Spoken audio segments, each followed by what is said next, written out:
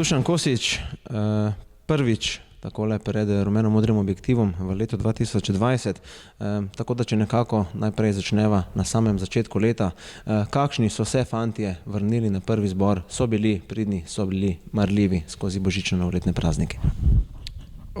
Vrnili so se v spodobnem stanju, za nami je prvi del priprav, tako da moram reči, da so fantje zavzeto trenirali, disciplinirano izvršali tiste zadeve, ki jim je strokovni štab jih zadal, tako da trenutno stanje je spodbudno in želimo nadaljevati v tem stilu. Kaj smo počeli v Knežjem mestu v teh prvih 14 dnevih in še nekaj več novega leta?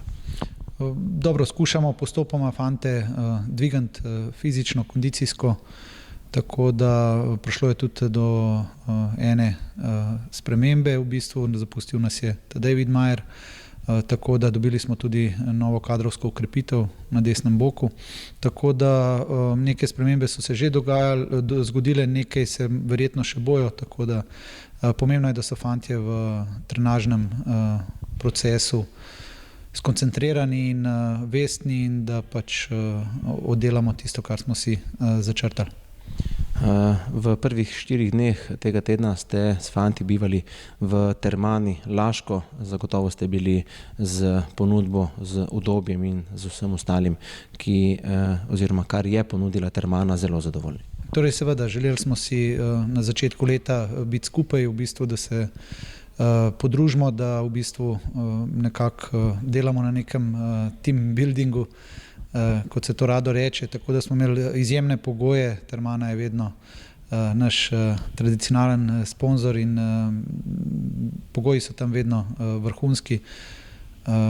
Imeli smo vso udobje in seveda smo trenirali v Celju in naredili smo dobre treninge. Zaenkrat ni nekih poškodb, tako da upajmo, da bo tako tudi naprej. Dušan, po tistem prvem medsebojnem prijateljskem srečanju, pravzaprav prvi pravi resen preizkus, zmaga proti Nafti s 3-0 goli Vizingerja, Kerina in pa Božiča.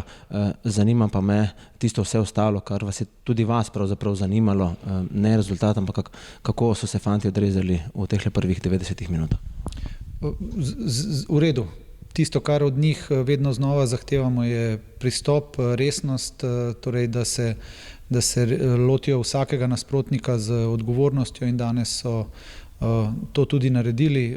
Oddelali smo dobro tekmo, malo smo še zarjaveli, malo smo še težki, ampak fantje so tudi danes si priigrali nekaj priložnosti, nekaj smo jih izkoristili in odigrali smo dobro tekmo in kot smo se že med sabo pogovorili, da ni prijateljskih tekem, so pripravljalne tekme in tukaj želimo čim več nekake samozavesti dobiti v bistvu in nekih principov, ki jih zagovarjamo, da se vedno znova ponavljajo.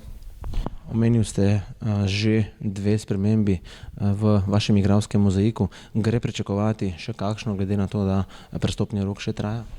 Torej nekaj stvari se dogaja, tako da zaenkrat je še prehitro povedati kaj, ampak pomembno je, da te fantje, ki so tukaj ogrodje ekipe in ki že nekaj časa delamo skupaj, da so vestni. Torej tukaj se tudi dogaja, naši fantje so zanimivi tudi drugim klubom, tukaj si želim sam kot trener, da ostanejo z glavo pri vsakdanjem delu in da svoje obveznosti delajo maksimalno, tako da edino to bi si želel, da so z glavo tukaj in zdaj in karkoli se bo pa v prihodnosti dogajalo v klubu, pa bo čas pokazal. Uprava kluba se je spet, tako kot pravzaprav venomer, izkazala, zagotovila je priprave na najboljši možni način. Odhajate v Turčijo 26. januarja do 9. februarja. Besedica o tem?